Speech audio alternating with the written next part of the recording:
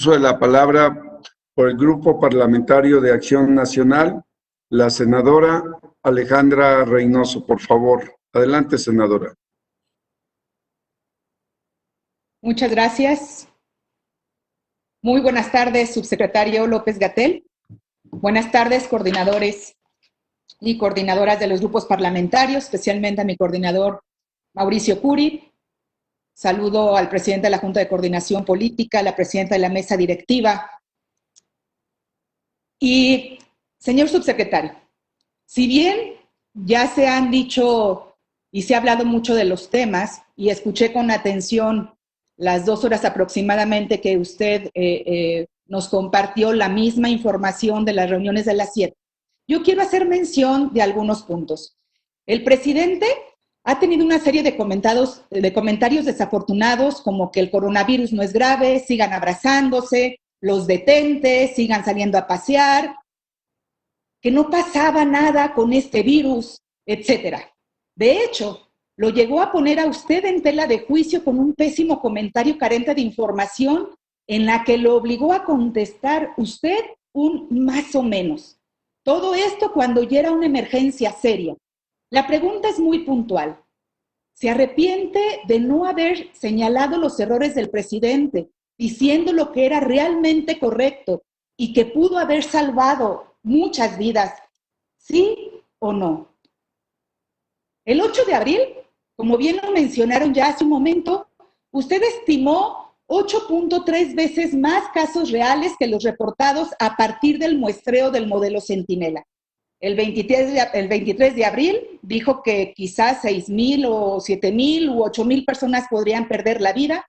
Parecía que era como jugar a atinarle. Hasta ayer por la noche la cifra superaba ya los 8,100. Y eso sin considerar el retraso en la emisión de las actas de defunción. El 3 de mayo, usted también mencionó que el modelo Centinela literalmente ya no funcionaba. Ya estábamos en otra fase. Pero hoy nos dice que continúa y que una de las utilidades es desplegar eficientemente los recursos humanos y materiales existentes. Sin embargo, señor subsecretario, seguimos viendo manifestaciones de los trabajadores del sector salud por falta de insumos. Y desde aquí les decimos a todas las doctoras, doctores, enfermeras, enfermeros, todos los trabajadores del sector salud, camilleros, a todos los que atienden, nuestra solidaridad, nuestro reconocimiento por la labor que están realizando, a pesar de no tener todo el equipo. Entonces, señor subsecretario, ¿México reaccionó tarde a la pandemia del COVID, sí o no? Hablemos de los picos. Primero, usted nos comentó que el día 6 de mayo sería el pico más grande, luego que el 9, después pasó al 20. Tranquilamente podría poner un letrero afuera de Palacio Nacional que dijera: esta semana es el pico de contagios, no importa cuándo se lea. ¿De qué se trata? Es difícil mantener una mentira tan grande y que cuadre en todas sus vertientes, ¿no cree? Esta falta de precisión es lo que genera desconfianza y falta de credibilidad en los mexicanos ante tanta incertidumbre. ¿Qué garantías para cuidar su salud tienen los mexicanos al hablar de una nueva normalidad ya? Y perdón, pero sus números confunden a propios y extraños, y no lo digo yo. Lo han dicho medios nacionales, internacionales, la propia OMS, que insiste en ampliar el número de pruebas. Le seguimos insistiendo. Se necesitan más pruebas para la detección, para evitar más contagios, para la reactivación sin riesgos.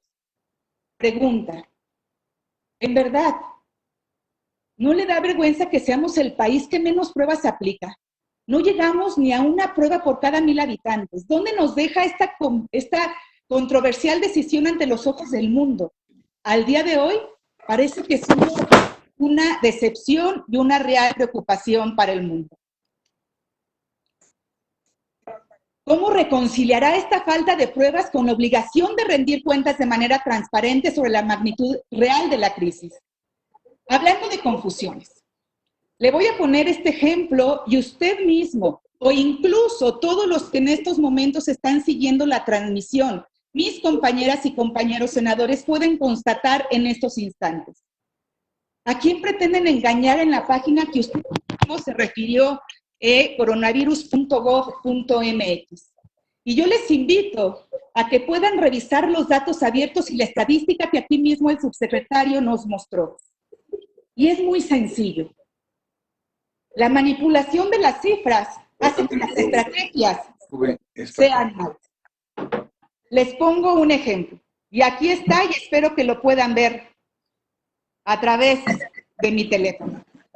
Resulta que en esta gráfica, y está ahorita en línea, de coronavirus.gov.mx, dice que el 25 de mayo había 74,554 casos confirmados acumulados. Y ese mismo día, en el reporte que nos mandan en la noche, había 68,620. Pero no solamente es eso. Si comparan, y los invito a que puedan, a quienes están deteniendo el cartoncito, mejor revisen en su computadora las cifras que les estoy dando. Porque, por ejemplo, en la propia página de coronavirus.gov.mx, dice que el 25 de mayo había 74,554 casos acumulados y el 26, un día después, 74,560. Es decir, solo aumentaron 6 casos de un día a otro. Esa es la transparencia. Por eso es la confusión, señor subsecretario. Por eso es que los mexicanos no creemos en las cifras que nos dan en la mañana, en la tarde, en la noche, en la página, en todas las conferencias, porque no coincide la información. Se lo voy a poner más fácil. Es la misma gráfica con lo que nos reportan en la noche, el mismo día. Y aquí está, el día 23 de mayo, ustedes lo pueden observar si señalan en la gráfica 23 de mayo que hay un acumulado de 74,039 casos. Y el mismo día 23 de mayo, en la noche que nos mandan el reporte, este es el dato. ¿A cuál de los dos datos le creemos? Por eso en la página pareciera que hay una curva aplanada, porque de un día a otro solamente cambian 50 casos, 4 casos, 3 casos. Es más, dan un brinco y se les perdieron como 30,000. Por un lado aparecen los contagios diarios y llega hasta el 2,500, y del otro lado la columna aparece el número acumulado y van como 80,000. ¿Cómo no confundirse, señor subsecretario? ¿Cómo pretender que se pueda creer en los datos que nos están mostrando? La omisión está costando vidas. Usted omitió corregir el modelo y se ha negado a incrementar el número de pruebas. Le ruego responda con precisión a las siguientes preguntas. Diversos análisis con distintas metodologías coinciden, y que aquí se ha dicho, que hay un severo subregistro, tanto en el número de contagios, como ahora mismo se lo he demostrado, como en el número de defunciones. Y aprovecho para preguntarle, ¿por qué en la plataforma en la que se captura la información no acepta los casos positivos COVID asintomáticos? Si muchas veces nos han dicho que un portador asintomático es capaz de transmitir la enfermedad, y más aún cuando ya se le hizo la prueba y salió positivo, esos no cuentan para el sistema. Entonces, señor subsecretario, le agradecería que me respondiera, ¿cuál es su estimación precisa sobre el número real de casos y de muertes al día de hoy? Contando los que no aparecen solamente en los reportes de la noche. ¿En qué basa esos cálculos? Un método ampliamente aceptado es estimar el exceso de mortalidad utilizando información oficial derivada de los certificados de defunción. Aquí se ha dicho, un reciente estudio calcula que el número real de muertes por COVID-19 en la Ciudad de México es 4 veces mayor al número reconocido por las autoridades. Se trata de uno de los números o de los mayores niveles de subregistro del mundo. Es muy sencillo, subsecretario. Los datos de defunciones entre Ciudad de México y los suyos no cuadran. ¿Quién está mintiendo? ¿Ustedes o la Ciudad de México? Señor subsecretario, el sistema de salud es más deficiente que nunca a partir de la implementación del INSABI. Hay desabastos, falta de tratamientos y hay más defunciones. Y por cierto, ojalá, y yo me pregunto, si alguien más en la Secretaría de Salud trabaja además de usted para que pueda salir a atender a los papás de niños con cáncer que se encuentran afuera de la Secretaría porque no hay medicamentos oncológicos en todo el país. Entonces, este fracaso se debe a la inexperiencia, a la falta de planeación o a la soberbia. Si no, ¿en dónde se perdieron? Porque todo lo que está pasando se les dijo en el pleno y se burlaron de lo que les advertíamos. ¿Quién es responsable? Y esto sí me gustaría que me lo respondiera porque lo debe de saber. ¿Quién es responsable de la compra y distribución de los medicamentos y de los insumos de salud?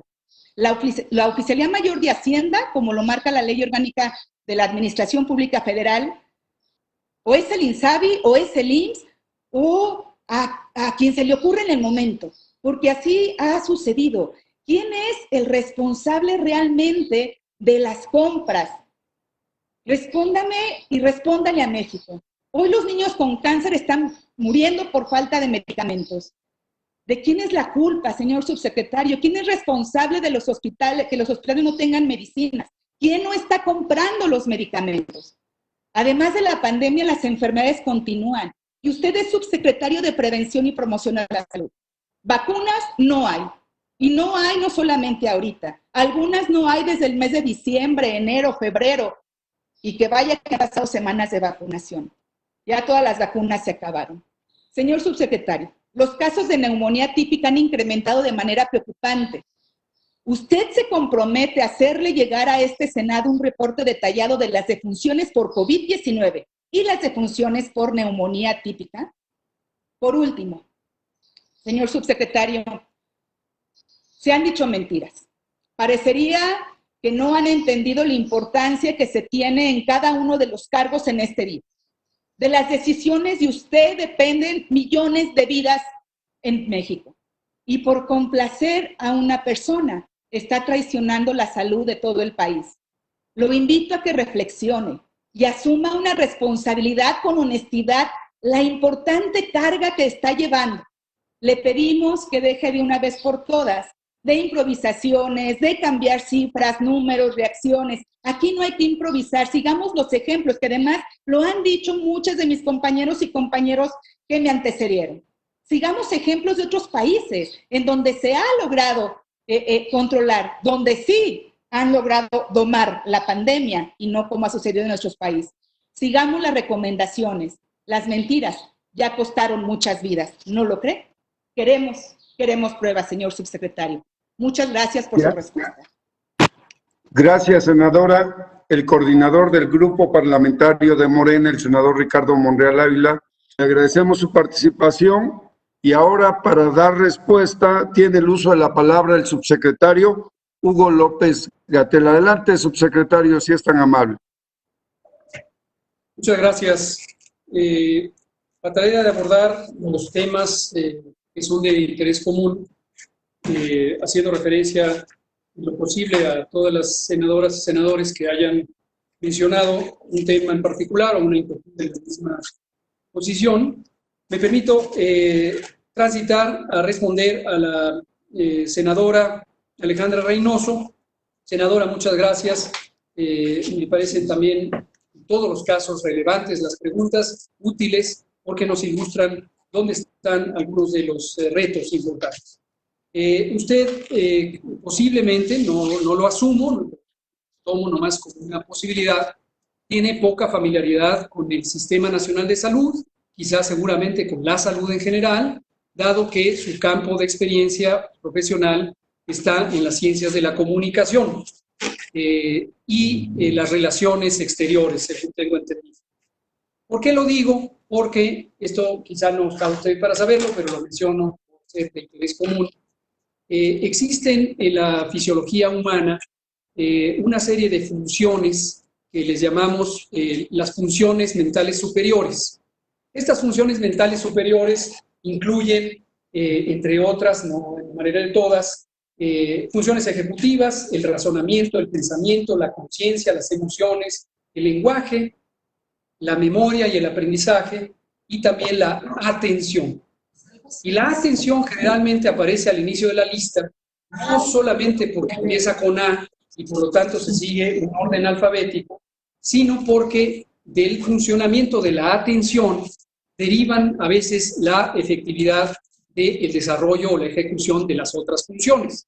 No estoy diciendo que quien no ponga atención carezca de las otras funciones. Lo que estoy diciendo es quien, por alguna razón involuntaria o voluntaria, prefiere no tener atención a ciertos elementos, quizás se depriva de la oportunidad de expresar las otras funciones, por más que éstas estén presentes. ¿Por qué lo digo?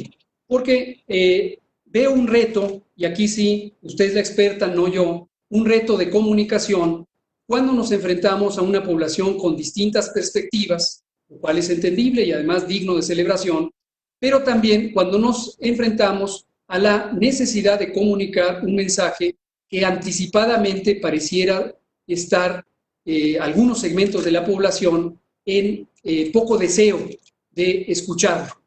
Esto, desde luego, representa un reto, no solamente por la esperanza, que siempre será persistente, de que en algún momento tengan el deseo de beneficiarse de información científica, técnica, que se genere en el país, por cierto, ya lo dije, por parte de todos los gobiernos estatales, que están los estados gobernados por las distintas fuerzas políticas, incluyendo su partido, sino también información que proviene y es documentada y validada y además construida con el apoyo de las organizaciones internacionales de salud, destacadamente la Organización Mundial. Ahora, cuando usted me hace preguntas que están prefabricadas o preorientadas a asumir verdades inexistentes, como hablar de errores del presidente, como hablar de arrepentimiento porque se me ha orientado políticamente en mi actuar, o habla de responsabilidades en compra y distribución, o habla deliberadamente de mentiras, pues simplemente priva lo que seguramente muchos de ustedes, no yo porque no soy experto en el derecho, conocen como la carga de la prueba. Pero conozco de manera general que cuando alguien hace una acusación, pues desde luego tiene la carga de la prueba y sería procedente expresar cuáles son esas pruebas. En mi caso, simplemente por mi experiencia, más bien en el campo de las ciencias de la salud, estoy acostumbrado a un principio fundamental que se llama precisamente la evidencia. Entonces, en nuestro caso, profesionales de la salud, científicos, nos dedicamos a razonar con base en la experiencia. Habiendo dicho lo anterior, y dado que ha sido mencionado por algunos otros de ustedes, no quisiera abundar en las innumerables expresiones de verdades construidas a partir de comunicaciones informales, muchas de ellas provenientes de algunos medios de comunicación, generalmente los corporativos, los que tienen agendas políticas ligadas a algunos de los partidos y que han distorsionado el tema del modelo Centinela, del famoso factor 8.2, que pareciera haberse convertido en una preocupación acuciante. Tampoco en el tema de las muertes y las estimaciones. Las estimaciones, con gusto un día que tengamos más tiempo y oportunidad, si usted me lo permite, podemos hablar de cómo se hacen las estimaciones para los distintos fenómenos que no tienen una predictibilidad puntual. ¿Cuántos huracanes va a haber en la siguiente temporada? Que empezó el 15 de mayo y termina en noviembre. Se estiman. ¿Cuántos terremotos van a ocurrir en la Ciudad de México o en el país en el siguiente año? No se conocen, se estiman. ¿Cuántas tormentas tropicales? Hay innumerable cantidad de fenómenos que se pueden estimar y para eso se inventó las ciencias de la estadística que tienen más de 400 años de existencia. En ese mismo sentido está su preocupación sobre el pico de la epidemia. Hemos expresado con puntualidad cuál es el origen de estas predicciones, la calidad científica y, desde luego, integridad de los profesionales de la salud, de las matemáticas que lo generan, etcétera, etcétera, etcétera. Entonces, con mucho gusto, cuando sea oportuno en su agenda, tendré el gusto de poder comentar. Termino nada más en el caso de lo que usted me pregunta sobre la responsabilidad de la compra y distribución de medicamentos. Efectivamente, como lo marca la nueva o la reforma o la ya reformada Ley Orgánica de la Administración Pública Federal, a la Oficialía Mayor de Hacienda se le han conferido responsabilidades específicas. Lo mismo al Instituto de Salud para el Bienestar, INSABI, recientemente constituido, se le han encomendado funciones auxiliares de apoyo a este proceso y complementa los esfuerzos de exploración de los mercados, de identificación de necesidades, etc. Y destaco también porque a lo largo de los últimos 15 años Una de las características fundamentales de la arquitectura, el funcionamiento del proceso de adquisición de insumos, precisamente derivó del propósito deliberado de desmantelar el Sistema Nacional de Salud y constituirlo en una oficialía de partes por un lado y por el otro lado en un comité de procuración de insumos que trasladó la responsabilidad fuera de la institucionalidad pública.